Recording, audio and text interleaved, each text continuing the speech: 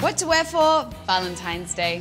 Believe it or not, you can actually look sexy and cool at the same time. First off, throw away that skin-tight micro mini dress and those awful stiletto heels. It's time to be much more creative when it comes to feminine dressing. Start with this gorgeous dress. It's got 3D floral embellishments all over it. It's a really great way to look sexy and feminine without trying too hard. What to wear for a concert? Meet the vinyl pant. Sound scary? Don't panic. Trust me, these are the downtown cool girl pants everybody needs in their closet. You're getting the best of both worlds. They're cool and they're sexy, but you can also crowd surf in them and spill as many drinks on them as you want.